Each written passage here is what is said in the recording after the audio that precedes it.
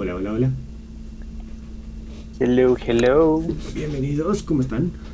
¿Cómo estás, Diego? Bienvenido seas. Muy bien, muchas gracias. ¿Qué tal tú? Hola, ya nos podemos ver. La maravillosa cámara. Entonces, ¿cómo andamos? Bienvenidos sean todos al nuevo capítulo de Contémonos. Hoy vamos a abordar... Es un tema muy cagado, que todo el mundo hace. Hasta el mejor historiador lo hace, que es equivocarse. Entonces, es un tema muy divertido. Vamos a abordar temas que a muchos no les gusta abordar, porque pues sí, a quién le gusta reconocer que la caga. ¿Cómo estás, Diego? Cuéntame, ¿qué es tu té el día de hoy? Ay, mi té de hoy es té de romero y lavanda. No sabrá, o sea, por la lavanda no sabrá detergente, el amor de mamá o algo así. No, no, o sea, lo interesante, o bueno, lo bueno, o sea, la lavanda es de las plantas que más propiedades tiene. Ok, ¿qué tiene? Desde, o sea, tiene, o sea, funciona como desde antiséptico para heridas exteriores Ok, hasta tratamiento de la ansiedad, la depresión y el insomnio en o sea, infusiones. ok, yo solo he escuchado de la manzanilla, que es el milagro para todo. Que para el estómago, que para la ansiedad y no sé qué tanto rollo. Siempre te dicen de manzanilla. También funciona, pero la manzanilla tiene más propiedades antiinflamatorias. Ujú. O sea, es como, pues, te lavan los ojos siempre con manzanilla, ¿de acuerdo? Sí, Siempre es con tus gotitas o que te pongan las bolsitas del té en los ojos. exactamente. Entonces, pero me acuerdo que yo cuando era chiquito me daban pavor gotitas, las gotas en los ojos, pero pavor. Hasta la fecha me cuesta trabajo, pero ahorita ya es como que más, este, resignado, pero de chiquito no me dejaba. Entonces pues a veces me ponían las bolsas de té en los ojos. Y pues llegaba a servir. Sí servía muchísimo para desinflamar. Sobre Sí, todo sí, con mucho. el cloro, me acuerdo con las albercas, que tú como niño estúpido abres los ojos en la alberca del hotel. Tú te acabas de meter a los ojos todos los meados de Spring Break. Y tú tenías con los ojos así. Hola Luxur, bienvenido. Entonces sí, era muy bueno llevar gotitas de manzanilla para las vacaciones. Sí, Pero bueno, vamos a retomar un poquito la idea. Les recordamos más o menos el formato que vamos a estar abordando a lo largo del directo. Queremos que ustedes en el chat interactúen con nosotros. nos dejen sus Entonces preguntitas. nos dejen sus preguntas, comenten y todo este rollo. No las vamos a leer en el momento y les pido que nos tengan paciencia con eso, porque tanto Diego como yo tenemos TDA. Entonces, si leo una pregunta, pierdo el hilo, pero las vamos a leer al final. Y de ahí vamos a responder sus preguntas de la mejor manera posible. Y así también, para que a ustedes no se les olvide la pregunta, escríbanla desde un principio. Y ahí se va a quedar guardada. Y la vamos a poder ver y vamos a poder hablar de ella.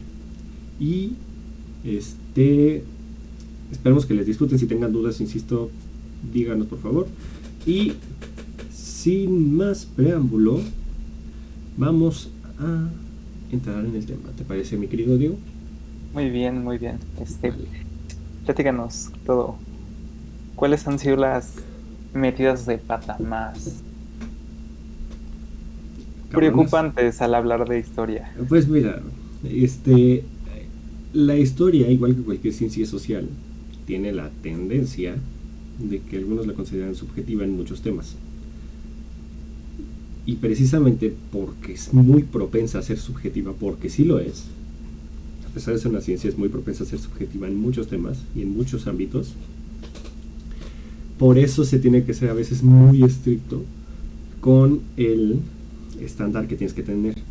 O sea, sí existen unas ciertas reglas no implícitas, 100% escritas y definidas al momento de abordar un tema histórico, que son las que vamos a abordar ahorita. Ahorita les puse como la metida de pata. Las metidas de pata, perdón, son errores históricos. Hay errores al abordar la historia, será el término correcto. Entonces, hay muchas maneras. Sin embargo, yo voy a hablar ahorita de las tres más importantes, que algunas de ellas incluso se pueden abordar, sobre todo dos, se pueden entrar en otras dos, en otras ciencias, perdón. O sea, no es exclusivo solo de la historia que puedas abordar más el tema de estudio. Entonces, sin más preámbulo, contémonos la historia. Y vamos a comenzar con el primero, que creo que es el que abre la puerta a todos los demás errores, que es el del juicio de valor. A ver, iniciemos con la pregunta para ti, Diego. ¿Qué es un juicio de valor para ti? Un juicio de valor es... Podríamos decirlo que es como una primera opinión respecto a Ok. algo de una persona. O sea, aquí porque utilizo la palabra opinión en lugar de, de juicio u otra palabra. Porque es más que nada la percepción de uno, o sea, de esa persona Ajá. hacia lo que está viendo, lo que está juzgando o sobre lo que está opinando. Ok. Está cerca, está cerca. Y Luxur, vi tu mensaje y te lo juro, casi me suelta de la risa, pero porque Diego estaba hablando. No lo digo. Ya antes de que me pregunten a mí también, yo ya me voy. Y pues no. Si quieren responder son bienvenidos y si no, no. Más bien, o sea, un juicio de valor es cuando tú le estás dando una opinión a tu tema. O sea, es muy fácil caer en esto. Pongamos un ejemplo muy sencillo. No me gusta esta pluma porque esta pluma es negra y el negro no me gusta. El valor que le estoy dando a esta pluma es negativo por el hecho de que tiene un color que a mí no me gusta. Entonces, esto sucede también en cualquier ciencia. No solo en la historia, no es exclusivo. O sea, se acerca esto a la objetividad, más que nada. O sea, no puede ser objetivo si le estás dando un juicio previo a la investigación. Entonces, un juicio de valor sería, por ejemplo, que hablemos de la conquista de México, de Tenochtitlán, perdón, sea el término correcto. Que justo lo que acabo de hacer es otro error que vamos a abordar ahorita. La conquista de Tenochtitlán. No puedes estudiar la conquista de Tenochtitlán pensando o entrando en la idea de que Hernán Cortés es malo, por el simple hecho de que es malo. Entonces llego yo y digo, voy a hablar de la conquista porque quiero demostrar que Hernán Cortés es malo. Ahí ya estoy dando el juicio previo a la investigación de que era malo, porque además es muy subjetivo también lo del bien y el mal. No es lo mismo para mí algo bueno o malo que para ti, Diego, o para alguien en el set, o para alguien así. O sea, para mí puede decir que morderme las uñas es algo malo, para ti no, por dar un ejemplo. Entonces, no podemos acercarnos a la historia ni estudiar la historia con estos juicios, sobre todo el de bien y el mal. Creo que es el que más se afecta y más cae la gente, hasta la fecha. O sea, creo que sí te lo había comentado, ¿no? Uh-huh. Cuando estábamos hablando sobre que te estaba platicando sobre que estaba leyendo de los orígenes de los mitos de brujería y todo eso, y cómo es que a partir de la llegada del cristianismo fue que se tornó tuvo un peso muchísimo más negativo que positivo, porque no entraba dentro de los cánones de lo que el catolicismo, cristianismo consideraban como bueno. Claro, Pero claro. lo bueno y malo es algo completamente subjetivo, porque, por ejemplo, para mí es lo más banal. Este té para mí puede ser bueno por las propiedades que tiene, pero para otra persona puede ser malo porque, no sé, le cae mal. No, sí, o te puede decir, oye, ¿por qué estás tomando té en vez de tomar agua? Es más nutritivo tomar agua. Ajá. Estás mal. Y estás mal porque estás tomando té, porque no estás tomando agua limpia y estás fregando los riñones. Por dar un ejemplo. Sí, o sea, es justamente lo que estás diciendo. O sea, hay una frase que me enseñaron en el primer semestre de la carrera que me encanta. No tengo el dato de quién fue el que la dijo, pero decía que la historia no está para regañar muertos, ni para patear tumbas. Que siento yo que es muy cierto. Yo no estoy aquí para juzgar si Miguel Hidalgo hizo bien la función al momento de tomar la lóndiga de Granaditas. Porque en primera, si le digo estuviste mal, ni me va a pelar porque el güey lleva 200 años muerto, ni va a cambiar el hecho. Dos puntos más importantes.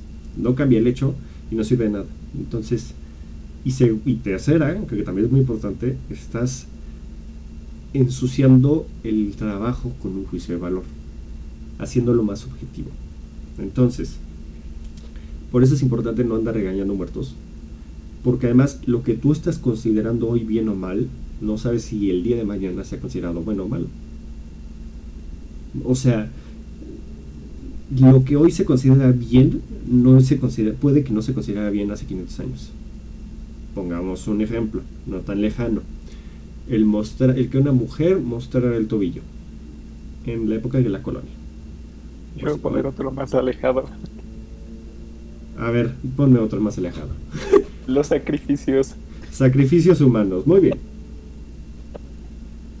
Pasamos de mostrar una parte del cuerpo a desmembrarla. Muy bien. Está bien. Buen cambio. Lo que para hace 500 años lo que era Tenochtitlán estaba considerado, no digamos bien o mal, ordinario, un sacrificio humano. Para nosotros se hizo un tabú. Hoy es algo ilegal, penalizado a veces con la muerte en algunos países. Entonces, no sabemos si lo que hoy estamos haciendo sea considerado malo el día de mañana. Entonces, no podemos andar juzgando al momento de entrar al pasado porque estás entrando con un prejuicio. Que eso es muy malo, muy peligroso y pierde el piso en la investigación. Entonces, creo que es muy importante acercarnos a esto de los juicios de valor.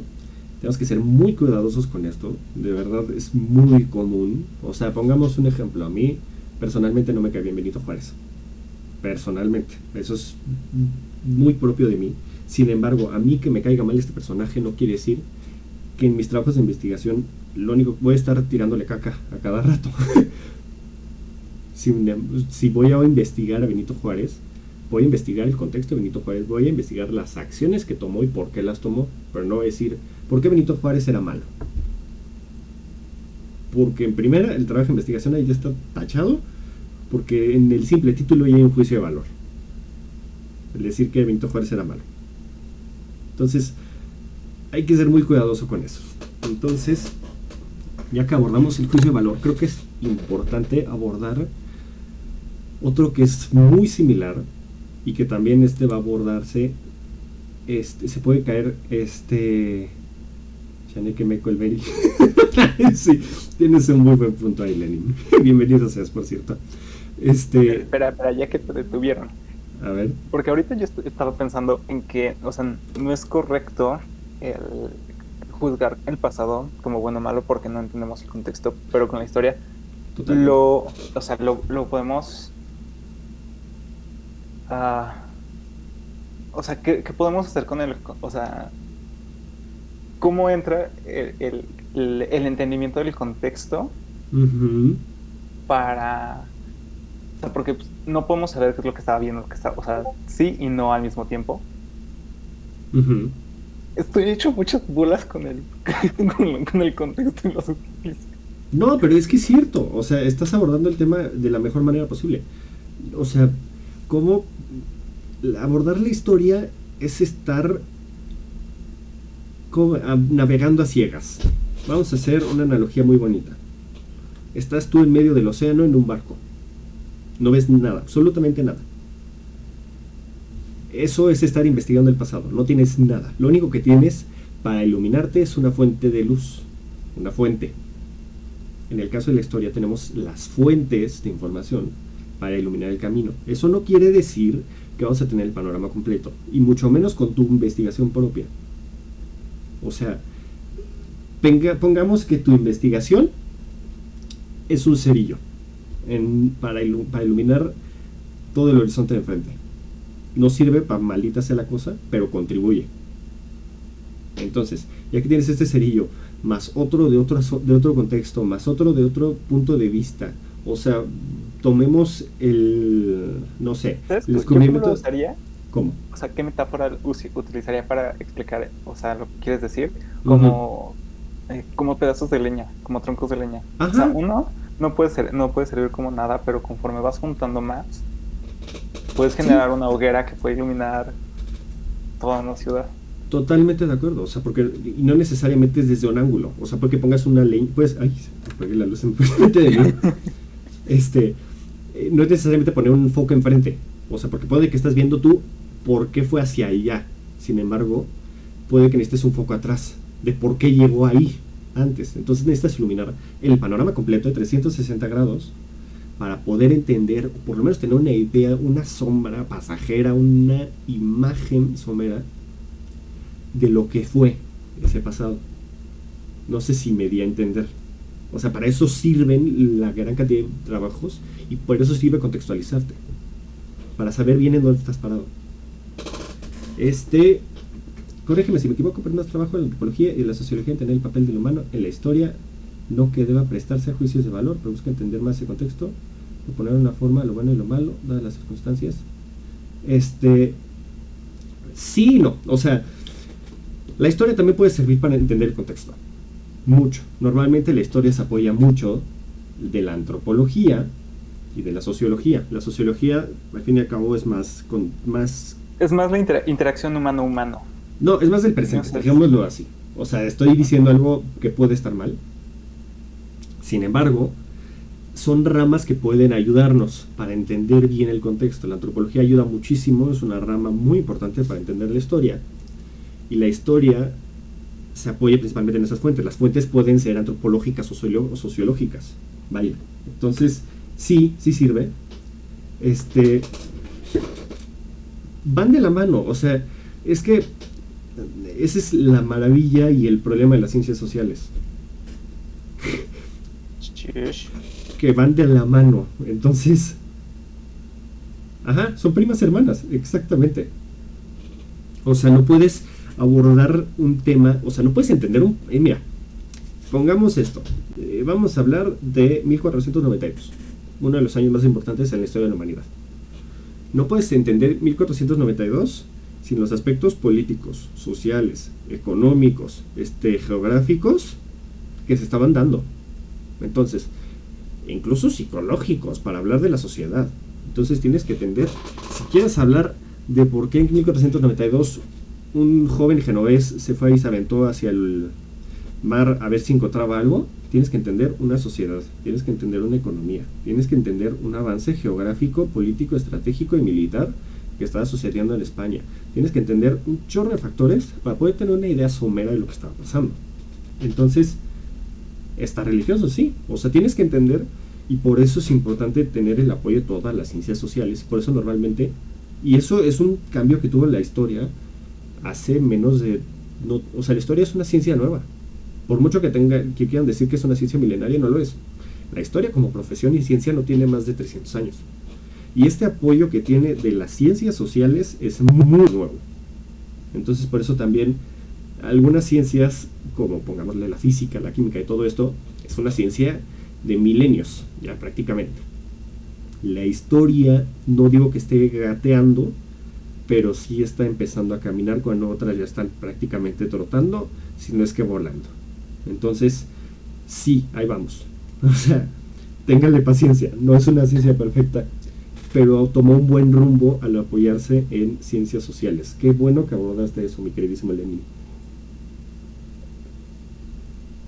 Ahora, vamos a abordar el segundo tema, que es el de los paradigmas. Es una palabra que a mí nunca se me graba. O sea, siempre me dicen los errores de la historia. Me acuerdo que me dijeron los dos primeros, o sea, me dijeron los dos más importantes. Paradigmas y el otro que voy a hablar ahorita, que es anacronismo. El paradigma, nunca se me ha grabado la palabra, pero ¿sabes tú qué es un paradigma, Diego? Ay, no, o sea, no. O sea, solo para saber, para más o menos apoyarme en tu idea. O sea, el paradigma es simplemente dar una verdad por sentada. Por decirlo de una manera muy burda y sencilla, me van a matar los filósofos, pero creo que es la manera más sencilla de decirlo. Es dar la verdad como algo indiscutible. Punto. O sea, es porque es y se acabó. Entonces, es un prejuicio, más que nada. Puede que a veces esté correcto, puede que no. O sea, por ejemplo, vamos a abordar un paradigma de la historia. ¿De qué te imaginas que estaban hechos los castillos en el medievo? ¿El medievo? Ujú. O cómo te lo hace Hollywood a dar a conocer siempre. de piedra. Torres enormes de piedra, este, intocables y todo este rollo, ¿cierto? Sí, Entonces, ¿qué tal si te digo que los castillos de piedra no son más que para finales del medievo? Te acabo de romper un paradigma. Normalmente se hacían sí, de madera los castillos, originalmente. ¿Te acuerdas del Señor de los Anillos? ¿Te acuerdas del castillo sí. de Gondor? Antes del Ujú. abismo de Helm, es un castillo de madera. Originalmente, los castillos eran de madera. Estoy dando un ejemplo muy burdo, pero el paradigma que tenemos todos como verdad indiscutible en este caso es el que todos los castillos en el medievo eran de madera, eran de piedra, y eran torres enormes y así, y no es así. Ahora, vamos a un nivel más amplio, ¿te parece? Va. Pongamos el paradigma de que la Inquisición se encargó de matar a miles de millones de personas a lo largo de 1500 años.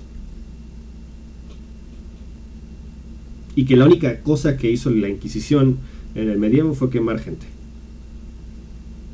Cuando no es así, la Inquisición era un sistema, o sea, sí y no. Tenía otras cosas.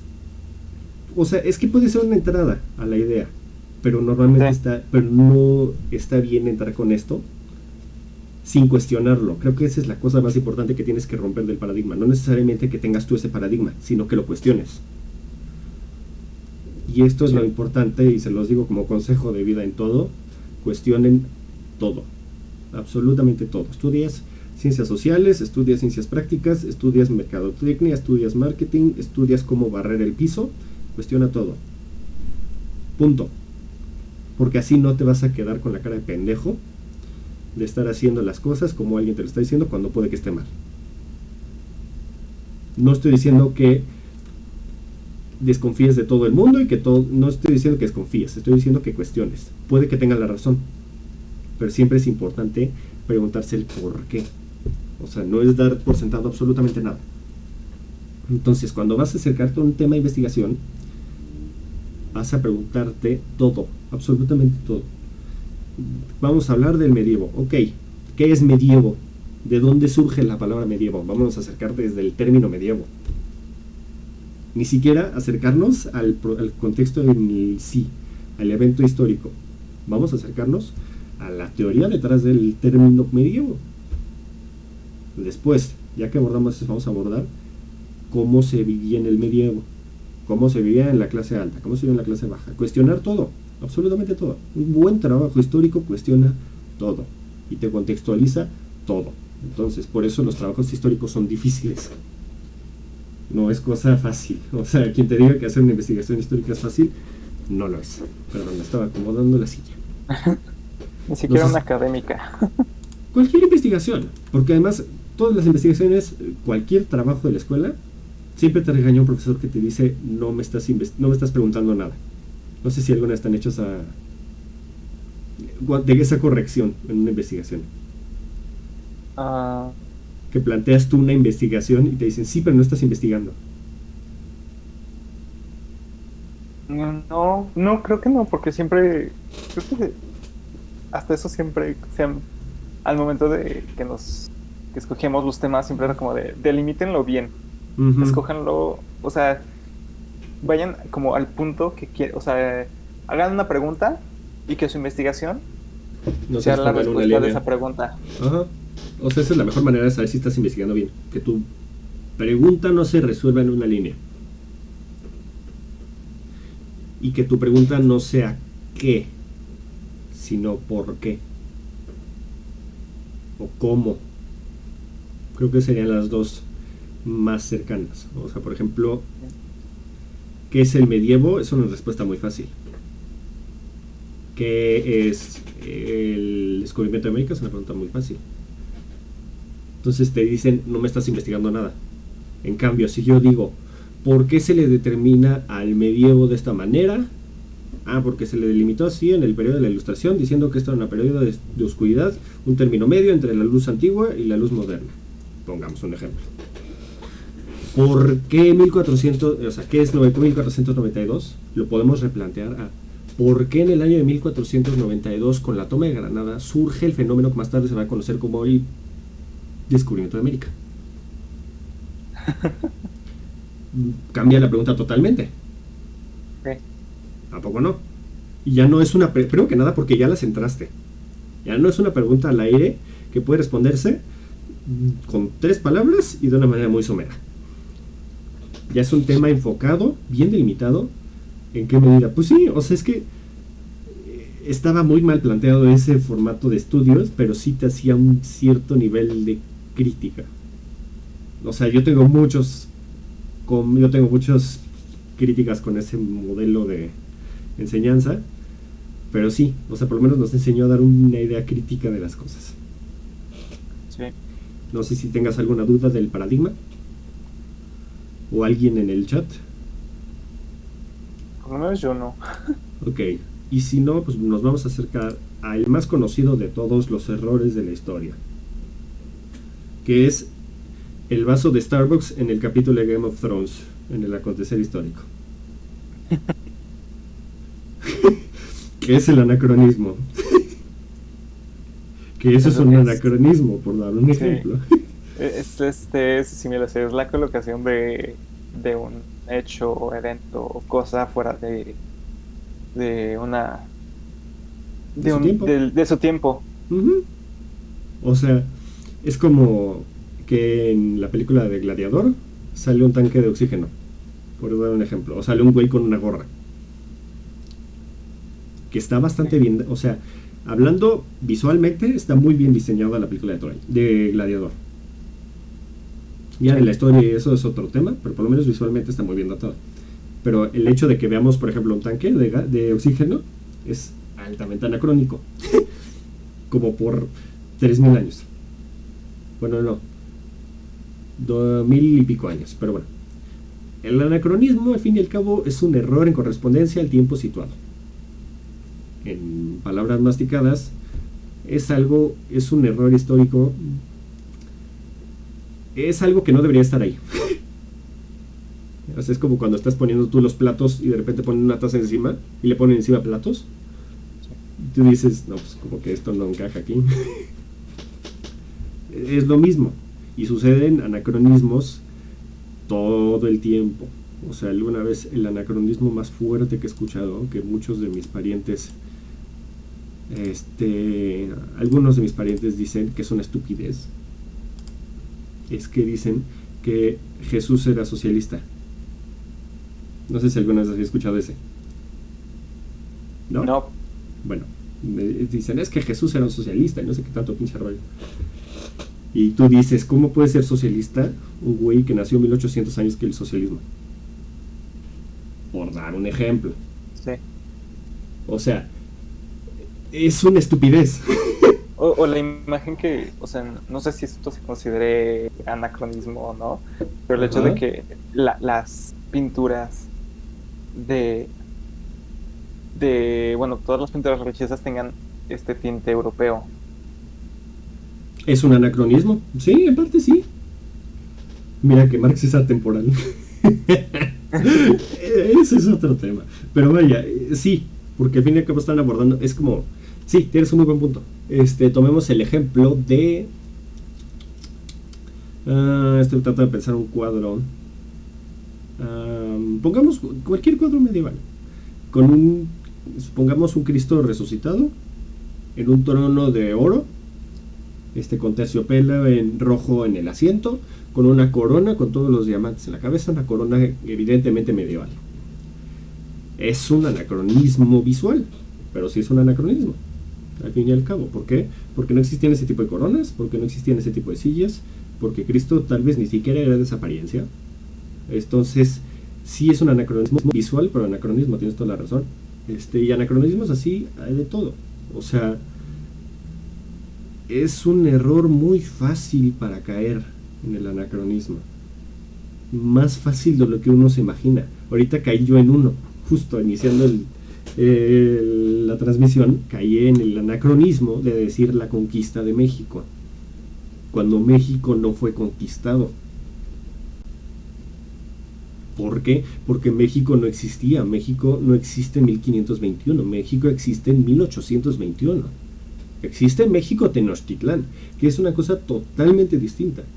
Entonces, ¿cómo puede conquistarse algo que no ha existido, no existe, sino hasta 300 años?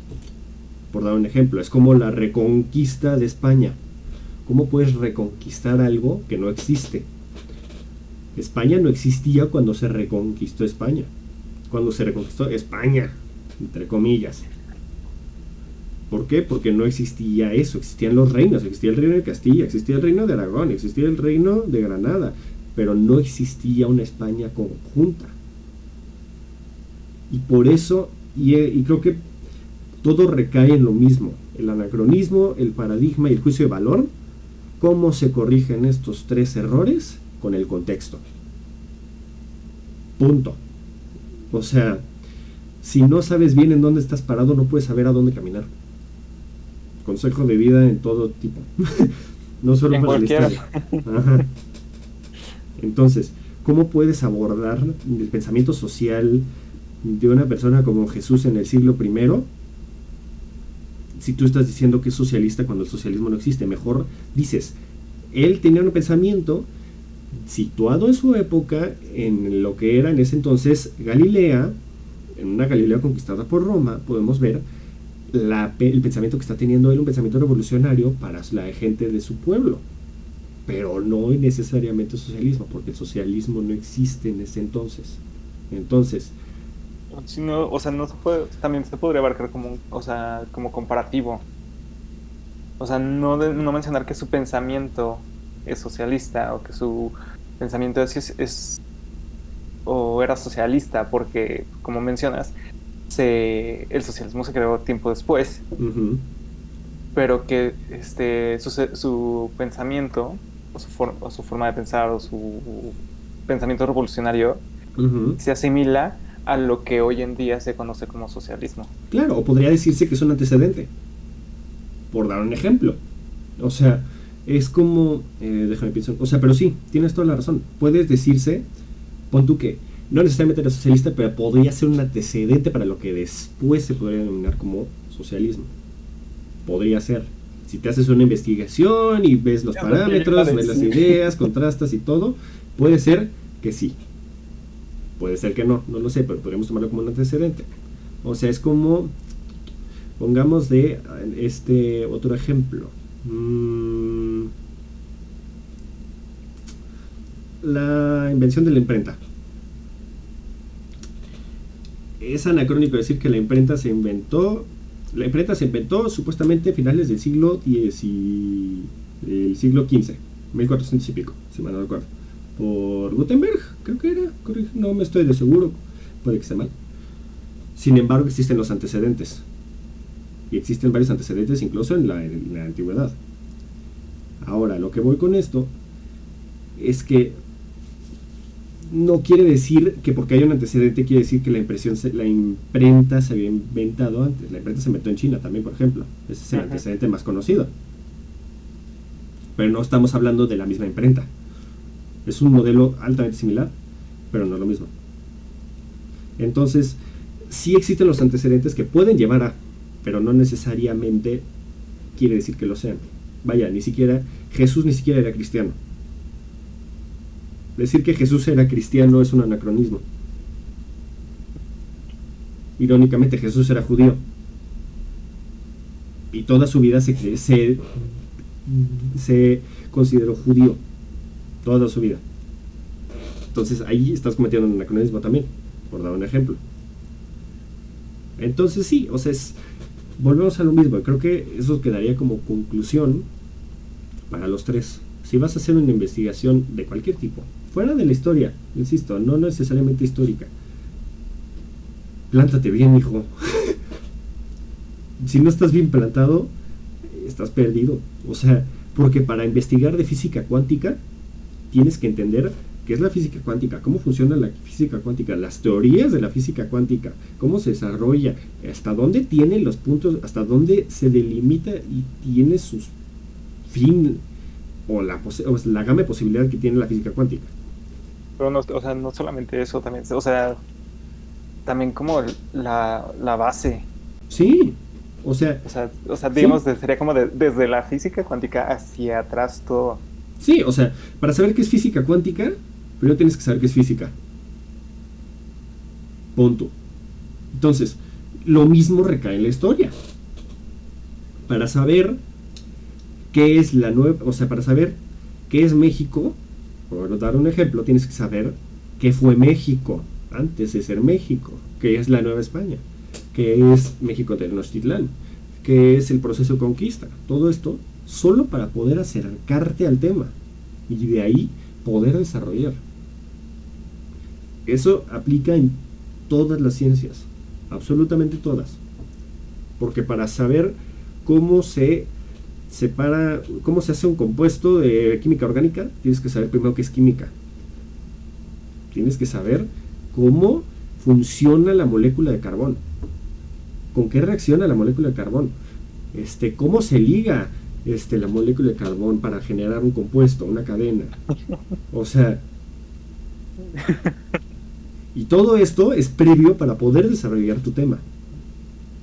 Entonces, siempre plántense, mijos. Siempre cuando haces un trabajo de investigación, plántate para saber todo lo que tienes que saber antes de poder investigar lo que quieres saber. Porque Así como te para... han dejado bien plantado en el amor, plántate para la Exactamente. investigación. Chale. Demasiado real, pero sí. Así. Bien plantado, como cuando te dejaron plantado, así. Pero sí. Entonces, Diego me acaba de lastimar. Ah, ya le rompí, ya lastimaste al Luxor. Pero él tiene pareja, no cuenta. Sas. Que no tienes tu corazón porque ya tienes pareja. Dices este men. Pero sí. Entonces, creo que vamos a concluir rápidamente con los tres temas. Un juicio de valor es abordar un tema con una opinión subjetiva. O sea, que yo piense, que le dé, pues es que es eso, darle un valor, positivo o negativo, pero le estás dando un valor a un tema, de tu parte, que es un valor subjetivo. Eso es lo que tenemos que marcar mucho, que es un paradigma. Un paradigma es una idea establecida, una verdad ya definida del tema que estás investigando. Y que es un anacronismo, es un error fuera de su tiempo. Es que, sí, algo que no cuadra de su tiempo. Muchísimas gracias por el follow, Phoenix Troller 27, bienvenido. Estamos platicando muy a gusto aquí de la historia. Entonces sí, esos serían los tres. ¿Y cómo solucionar estos errores? Plántate. Manuel, dime, te voy a preguntar, A ver, ¿qué responde. juicio de valor, qué error acabo de cometer con Luxor? Llevo acá de lastimar, pero tengo que pasar. Puta madre, no estaba poniendo atención.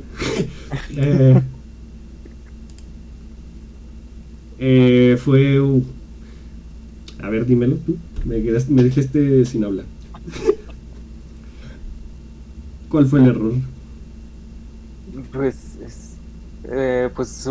si no me equivoco, es un juicio de valor. Ok. Porque le diste el valor de que no tienes sentimientos. No, porque le di el valor de que ahorita no puede opinar de eso por su situación sentimental actual. Yo creo que más bien sería como un paradigma. Bueno, no. No sé qué hiciste ahí, mijo. Ya me confundiste. Ya Pero te sí. rompí. Sí, ya. Manuel.exe dejó de funcionar. Pero sí. Entonces, cualquier investigación histórica, historiográfica, parte considero que puede ser un paradigma. Ahí está ella, mira, un paradigma. Pero no es juicio de valor. Sí, o sea, más bien hubieras dicho, Luxor está mal por el hecho de tener una pareja. Ahí hubiera sido mejor un juicio de valor. Y si hubieras dicho, Luxor está mal porque está saliendo con Cristóbal Colón, hubiera sido un anacronismo. Por dar un ejemplo. O sea, ya un poquito más extremo, pero se entiende la idea.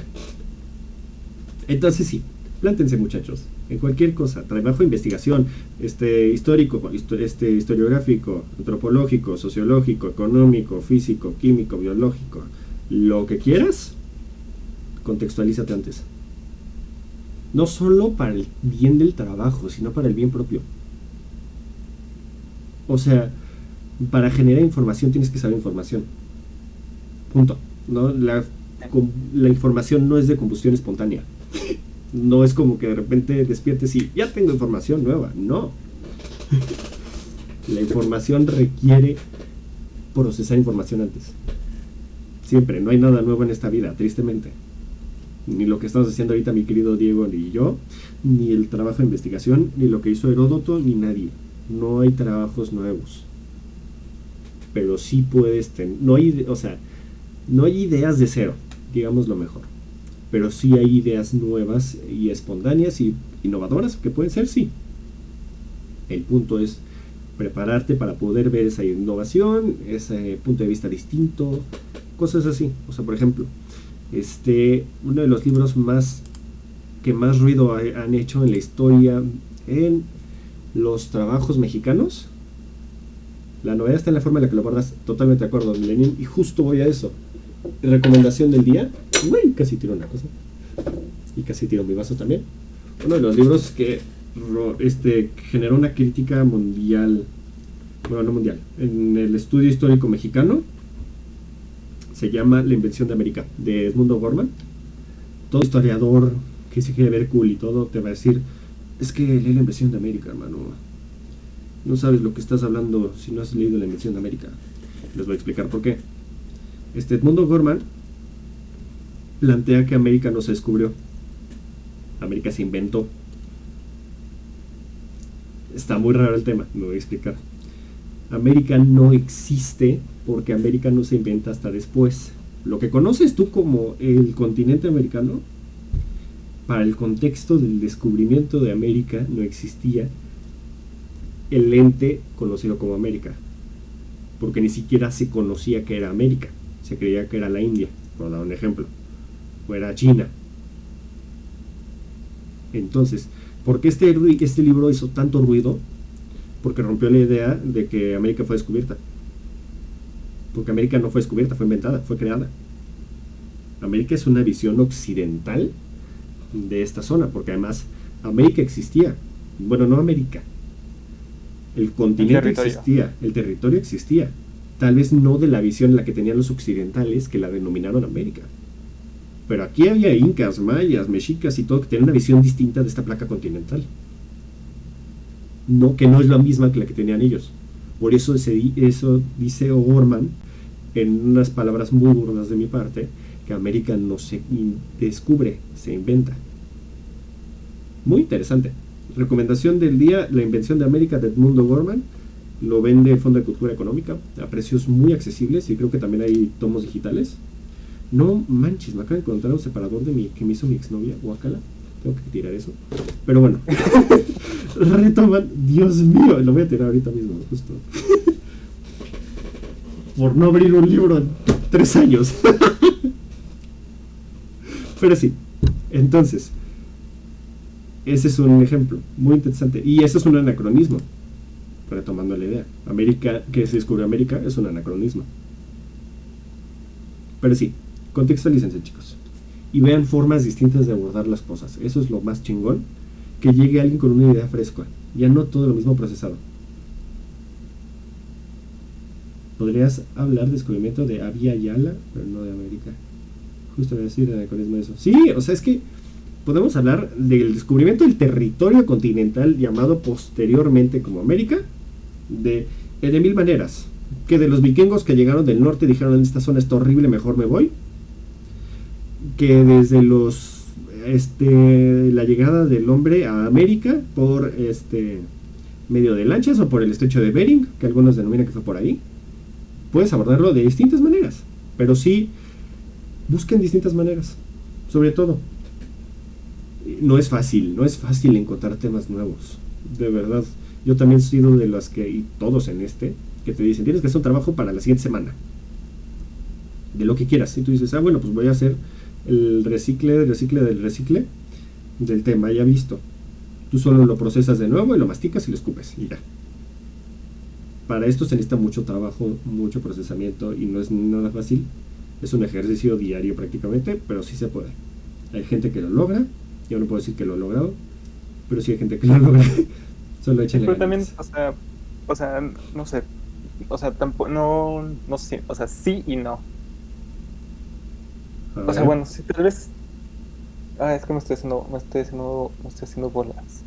si quieres, tómate un momento mientras lo Es, planteas.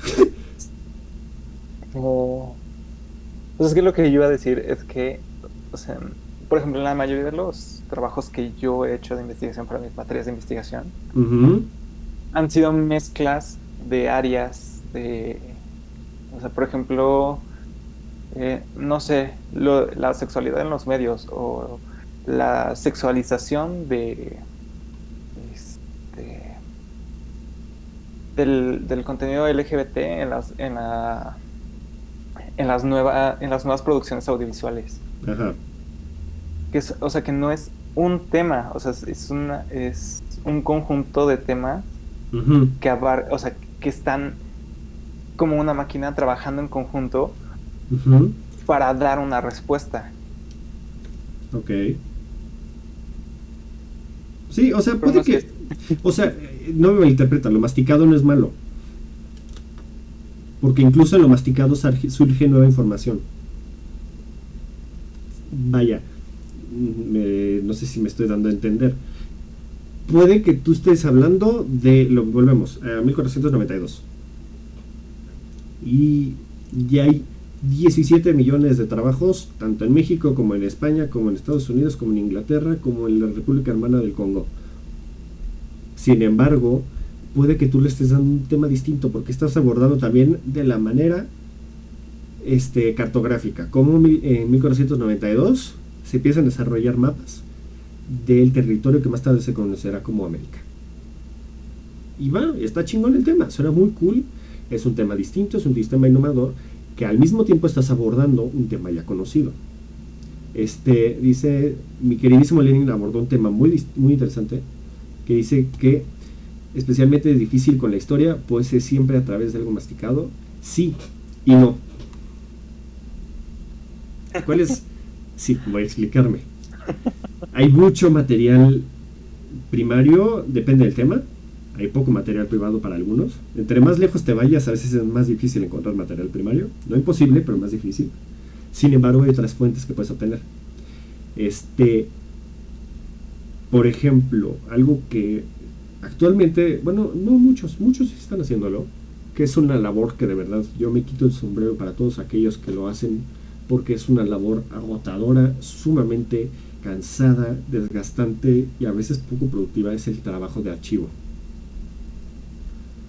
Para los que no conozcan qué es el trabajo de archivo, es que te vas a meter tú a un archivo. Un archivo es un lugar donde están almacenados millones de papeles, clasificados en temas, algunos simplemente sueltos y botados ahí por sección, y es revisar los papeles, a ver si encuentras algo interesante.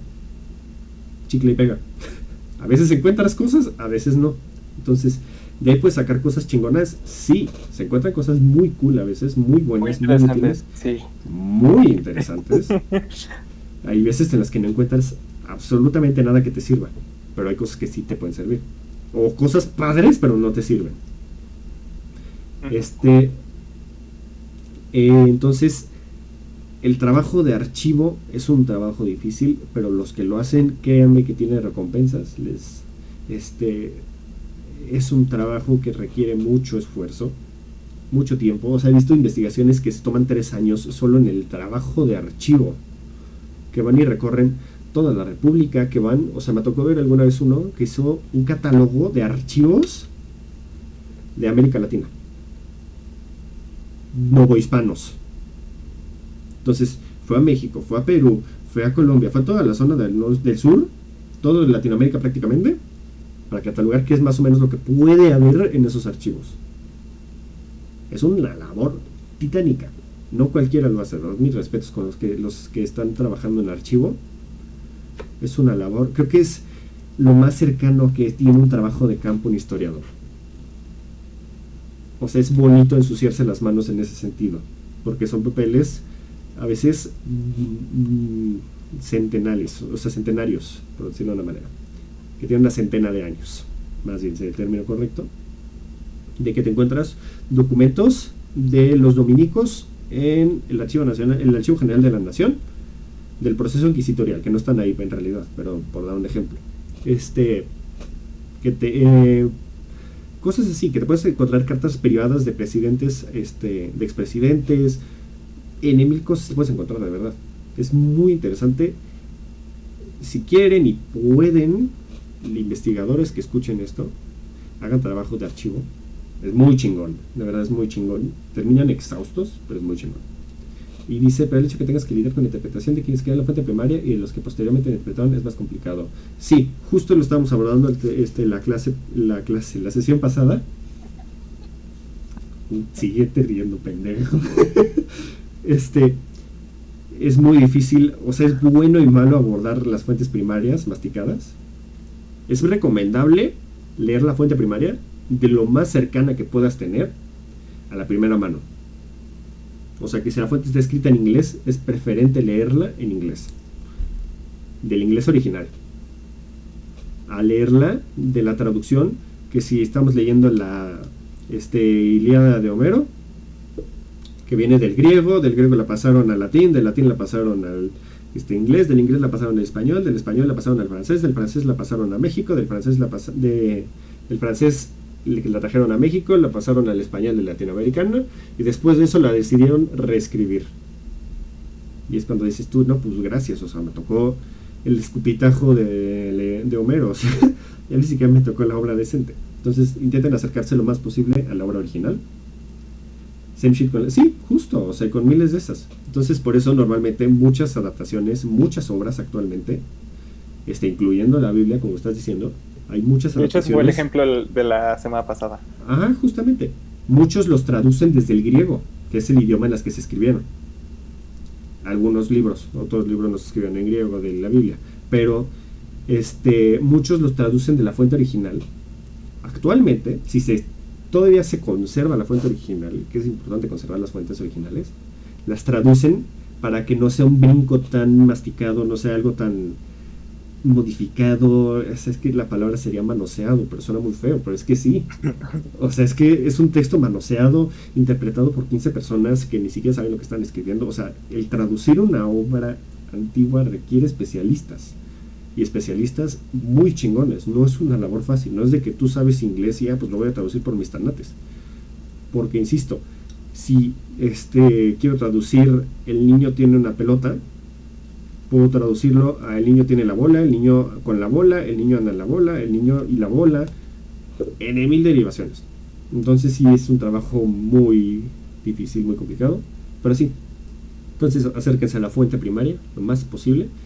Y las fuentes secundarias derivadas de la fuente primaria también son buenas, siempre y cuando recuerdes el contexto. ¿A qué voy con esto? Ay, apagué la luz de nuevo. Las obras, las investigaciones históricas, y cualquier investigación, no solo históricas, tienen sus prejuicios, tienen sus bemoles de su contexto. O sea, no es lo mismo un estudio crítico de la Ilíada, escrito en 1877, por dar un número al azar, que escrito en el 2019. ¿Por qué razón? Porque son dos visiones distintas de la obra. No por eso quiere decir que una sea menos útil que la otra. Sin embargo, para abordarla de 1877 tenemos que entender el contexto de la obra y por qué se escribió de esta manera esta obra crítica. Entonces, es que ese es el problema y el encanto de la historia, que para leer una obra y entender una obra tienes que leer otras obras que hablan de esta obra, pero para entender las obras que hablan de esta obra tienes que entender el contexto de esta obra, y por eso tienes que entender el contexto del momento. Es un caos en resumidas cuentas, pero sí. Y creo que por ahí terminaría con los metidas de patas de la historia. No sé si alguno de ustedes tenga una duda o algo que comentar, mi querido Diego, o en el queridísimo chat. Estuve buscando mi primera tarea de sociología. Ajá. Para que no se vayan a ir con una idea más, o sea, confusa, porque no estaba mal, pero para que se vayan con una idea más certera. La sociología, Uh-huh. lo que estudia es al individuo, la relación del individuo con su entorno, Ujú. con lo que está viviendo en el momento. Sí, en resumidas cuentas, o sea, es una definición muy sencilla, pero pues sí, en Es pocas una palabras. definición, es una definición digerible. Ajá, masticada, o sea, volvemos a lo mismo, masticadita, ligerita, que es también lo que queremos en este canal, porque no sé ustedes, yo estoy harto bueno, no harto, pero es muy doloroso a veces ver que el que quiere uno acceder a la información, siempre le tocan cosas o muy procesadas o con palabras muy floreadas y poco, ¿cómo decirlo? Que se entienden poco para el hombre ordinario, el hombre promedio, sería el término correcto. O sea, hay mucha academia en la difusión y no está bien a mi gusto. ¿Por qué? Porque esto tiene que ser introducción o acercamiento a los temas. Si dices, no manches, está muy chingón esto de cómo se puede abordar un tema, ya que lo tengo aquí masticadito, puedo acercarme tal vez a algo un poquito más complejo, pero al menos ya tengo una idea somera y ya no me pesa tanto la idea, porque sí es de verdad muy pasado de lanza que de repente te encuentras que gente que quiere acercarse, hay de dos, o te tratan como un pendejo, que antes de iniciar este programa investigué muchísimo en YouTube sobre, bueno, hice varias investigaciones, o sea, busqué literal en el navegador de YouTube, este, las definiciones que se encuentran normalmente de qué es la historia, cómo se aborda la historia, errores de la historia, todo este rollo, este, y de verdad hay de dos, o te la explican de una manera súper redundante, súper confusa, con muchos términos de la academia, o te lo explican como si de verdad eres pendejo.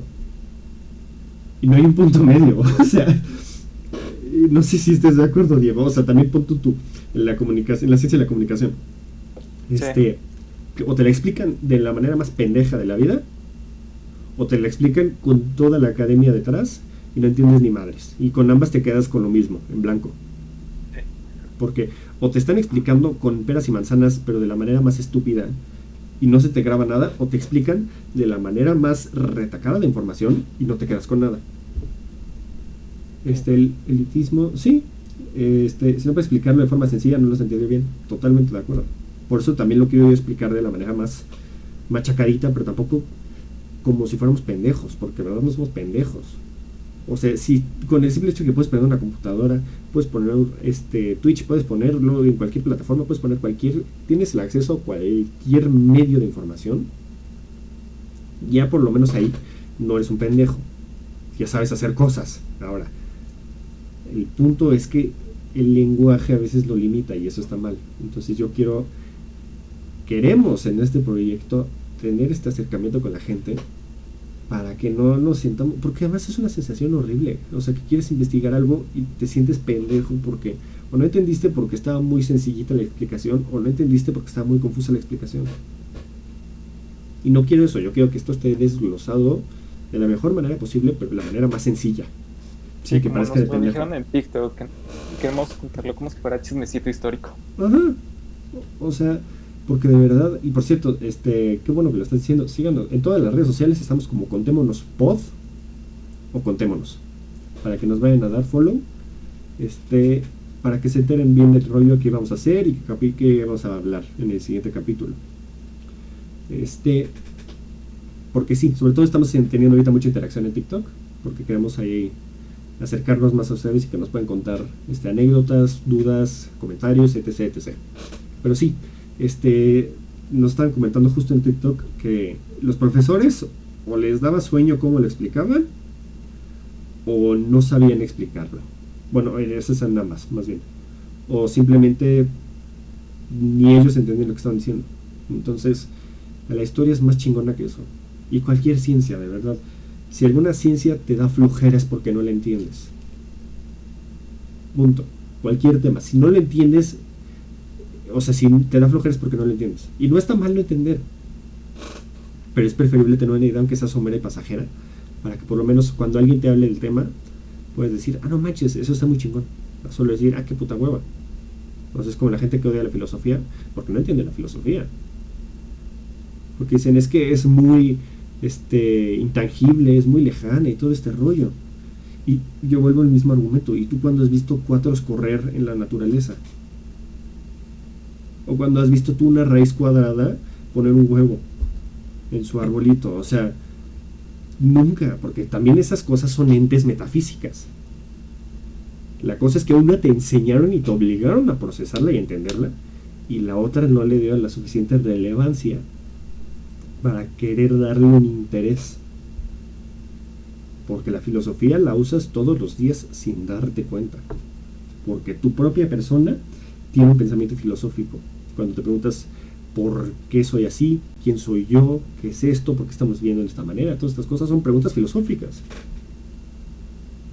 Entonces sí, es muy triste ver que la academia a veces se olvida un poco de que no toda la gente habla de la manera en la que se habla ahí. Y que cuando ellos quieren acercarse a la gente, los tratan como unos estúpidos. De, ay, pobre estúpido, no sabe. Entonces vamos a hablarle lentito para que entienda. Y pues no, no es así. Creo que eso es lo que queremos con este proyecto, más que nada. No sé si quieres comentar algo más, Diego.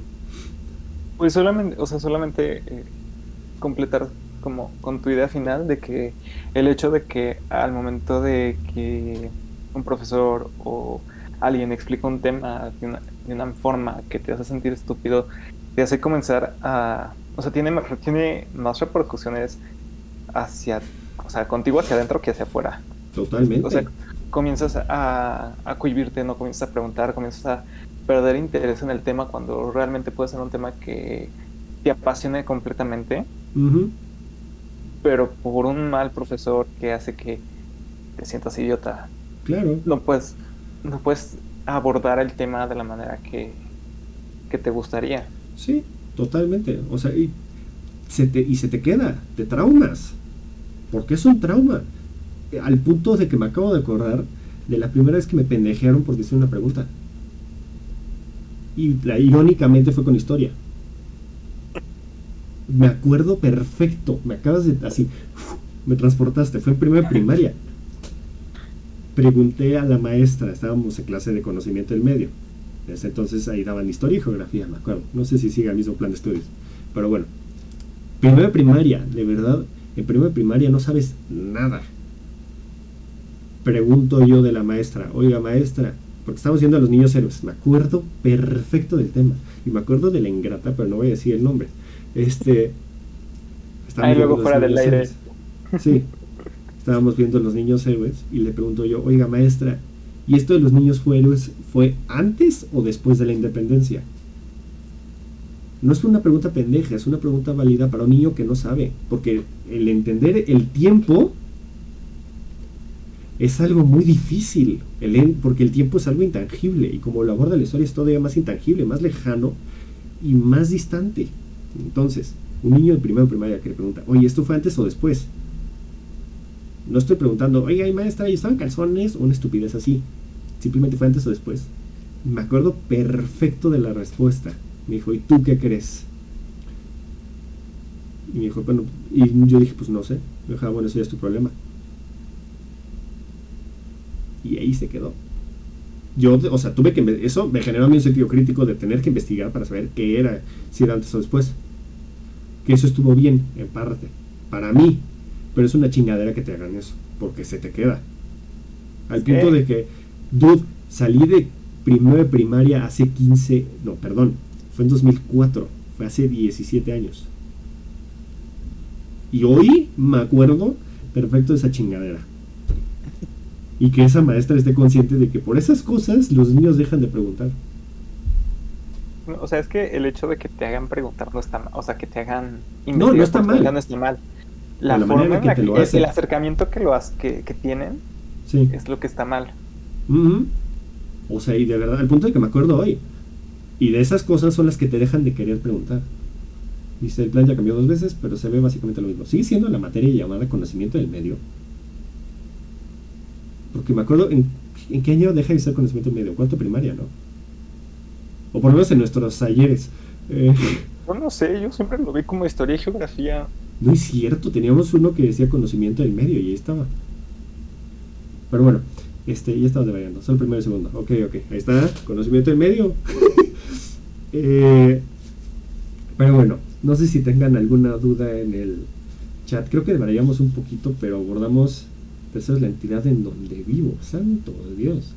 Ay, Estaría cool luego hacer un... me siento en la Sí, universidad, en mi universidad con los nombres todos, sí, ya sé. O sea, todos raros. suena a materia de relleno.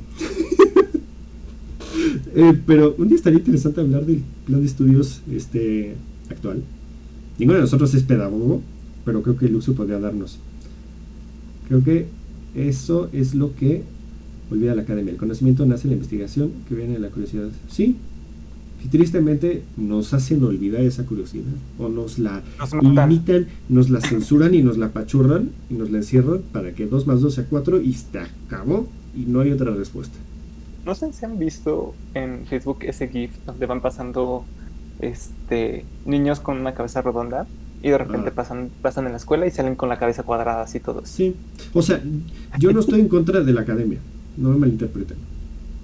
Porque la academia tiene sus cosas maravillosas, porque la academia es el preservador, sí, el preservador del conocimiento y de la formación y la generadora de nuevos conocimientos. No me malinterpreten.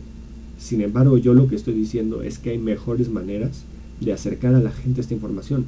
Porque ¿de qué te sirve tener 500,000 libros en una biblioteca que tú hiciste, tú creaste y todo, si nadie los quiere leer? Se vuelven papel desgastado y un desperdicio para el planeta.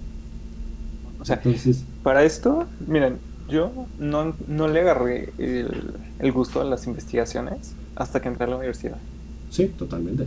O sea, literalmente cuando yo tenía que hacer un trabajo de investigación me pasaba mínimo una semana entera en la biblioteca atiborrado de libros, Ujú, porque es un tema en el que, uno, mi profesor ya me apoyaba en la investigación que yo quería hacer. sí, Era un tema que me apasionaba y que sabía que tenía el apoyo y tenía la posibilidad de preguntar y no ser pendejeado por eso. sí, sí, totalmente. O sea, más en secundaria, en primaria y todo, no te enseñan a investigar.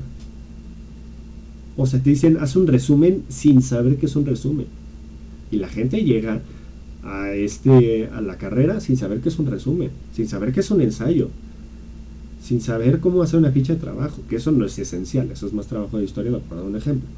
Pero sin saber consultar fuentes bibliográficas y así.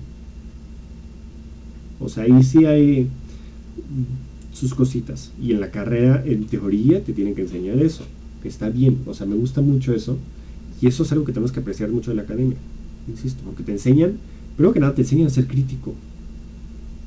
Porque, o sea, mis maestros siempre me dicen, varios maestros en la carrera me decían, duden hasta de lo que yo les digo. Porque ni siquiera el más apto, más alto, más grande conocedor de cualquier tema está Tiene la exento verdad de absoluta. equivocarse. Entonces, no está mal no me malinterpretes, no estoy en contra de la academia, al contrario, insisto. Sin embargo, yo el problema que tengo ahorita no es tanto con la academia, es con los difusores de la información. Ese sería el problema. Sí. O sea, y de cualquier información. Lo importante es que la academia te dé las herramientas y te enseñe a usarlos. Exacto. Sí, pero más que nada es la difusión. O sea, no es tanto con la academia, es con los que lo difunden, porque al fin y al cabo, tú como académico estás trabajando para la academia, tú estás informándole a tus colegas académicos, pero aquel que tiene que difundir esta información no lo está haciendo, o no lo está haciendo bien. ¿Qué de estamos teniendo el día de hoy? Pero es que es cierto, la Ay, me verdad. gusta, me gusta. Sí, sí, sí. Es que yo podría hablar de investigación todo el tiempo. O sea, y sí, la verdad hacer investigaciones es agotador. O sea, de verdad, Demasiado, de que terminas, demasiado. o sea, hay veces en las que terminas con pilas de libros, pilas de copias, y dices, ¿sabes qué? Necesito 25 minutos, voy a ir a fumar un cigarro, a tomar una Coca-Cola, a aventarme del segundo piso, pero necesito un break. Eh, Porque sí, es muy cansado, pero cuando agarras tu trabajo y estás satisfecho con tu trabajo, creo que es de las sensaciones más chingonas que hay. No Sí. sé si estés, o sea, no estés de acuerdo, porque de verdad, el que agarras, porque hay veces que entregas un trabajo y dices, esta cosa no escurre caca porque no tiene, porque de verdad está asqueroso, pero, hay trabajos que lo agarras y dices tú, qué bonito. Puede que no esté del todo bien, puede que tenga errores, pero estoy muy satisfecho con el trabajo. Porque de verdad puedo decir que investigué, que critiqué, que juzgué y que llegué a una conclusión. Sí. Eso está muy Mira, chido. mira, yo en toda mi vida creo que solamente he tenido dos así. Uno fue mi análisis de la personalidad de la Matavijitas. Ok. Que luego si Es, quieres podemos hablarlo aquí, suena interesante. y uno que no me acuerdo qué era, pero también era para una materia de investigación. Ujú. No me acuerdo. Algo de comunicación y Ok. medios o globalización. Y literalmente lo que le pregunté a mi profesor, o sea, estaba tan orgulloso que le pregunté, profesor, ¿cree que este trabajo de investigación puede ser considerado para una publicación académica? Ujú. Y me dijo que sí, pero que lo difícil sería encontrar una revista enfocada como al tema en que yo estaba abordando. Sí. O sea, insisto, la bronca no es la academia, la bronca es quien lo difunde. No hay lugares en donde puedas dar a conocer tu información, no hay esas puertas, o no necesariamente no las haya, no hay las suficientes, y eso es lo triste, y por eso también queremos aquí este lugar sea una fuente para ustedes, para nosotros también, porque incluso platicando aquí en el micrófono aprendemos muchas cosas, este, para que podamos acercarnos a que sea un poquito más del conocimiento, nunca está de más, o sea, y esto es de una hora y pico, pero el conocimiento es infinito. Entonces solo queremos acercarnos, aunque sea un poquito. Tal vez estoy mal, pero por lo menos te estoy haciendo dudar. Y creo que con eso me doy por bueno. Y pues sí, o sea, básicamente ese es el proyecto que queremos hacer aquí. Y por eso también queremos hacer de otros temas. Ahorita estamos iniciando con historia porque pues, es el que tenemos la posibilidad de poder narrar ahorita. Pero esperamos próximamente traer nuevos temas. No sé si quieres decir algo más, mi querido Diego. Ah, no, pero Lenin dice que ese es uno, o sea, el saber cómo dudar No es fácil. es un tema muy interesante, si no, no es fácil. ¿Sí? O sea, el ser crítico es de las cosas más difíciles que hay. Porque tienes que ser paranoico sin serlo. Ujú. O sea, algo que a mí me dijeron cuando al inicio de la carrera fue como o sea, duda de toda tu información, Mm, corrobóralo en diferentes fuentes y aún así duda. y o sea, si tres fuentes te lo corroboran, dicen lo mismo, hay más posibilidad de que sea verdad, a que sea falso, pero aún así manejarlo con cuidado. Exacto. O sea, aunque lo tengas corroborado, dúdalo, siempre. Creo que con eso podríamos terminar el día de hoy. Creo que las dos conclusiones serían duda siempre de toda la información que te llegue. Y si vas a abordar cualquier tema de investigación, no solo de la historia, entiende en dónde estás parado antes de abordar el tema. Y Creo que, delimítalo. y delimítalo, delimita tu tema, contextualízate, céntrate, enfócate y duda de todo lo que te llegue. Yo creo que con eso quedaríamos el día de hoy, mis queridos. No sé si hay alguna duda por parte del chat. Muchísimas gracias a todos los que nos están escuchando. De verdad es muy gratificante ver gente participando, gente apoyando, platicando, interactuando. Entonces, si tienen alguna duda, son bienvenidas en estos momentos. Y si no hay más, creo que lo tendríamos. Y si no, igual pueden ir a comentar en nuestro TikTok, ¿Sí? nuestro Instagram o cualquier otra red social sus preguntas y ya aquí el próximo jueves las resolveremos. Con Si no, muchísimo podemos gusto. también hacerlo por ese mismo medio. Claro. Entonces, si no queda nada más que decir, entonces por nuestra parte sería todo el día de hoy. Pero eso no quiere decir que esto se acabe. Nos vemos el próximo jueves. Igual, a la misma hora, en el mismo canal. Ah, y como dato histórico del día de hoy se conmemora la muerte de Rubén Aguirre, mejor conocido como el profesor Girafales, y se conmemora también el nacimiento de el Chato Padilla, mejor conocido como Jaimito el Cartero. Así como dato cultural histórico del día de hoy, 17 de junio. ¿Dónde Y había nacido Jaimito? Jaimito, el personaje, en Ajá. Tangamandapio. Pero bueno, Porque Este, tenía un nombre muy peculiar ese lugar. sí existe, está en Michoacán. Le hicieron una estatua a Sí. Jaimito el Cartero por darlo a conocer al mundo. Pero bueno, Y no. muchísimas gracias por acompañarnos. Nos vemos el próximo jueves a las 9:30, hora del centro, en Twitch. Hay uno en Morelia. En Morelia. La. Ha de haber muchos tangamandapios. Morelia, no sé si Morelia o Michoacán, pero bueno, muchísimas gracias. Nos vemos hasta la próxima. Luego. Bye.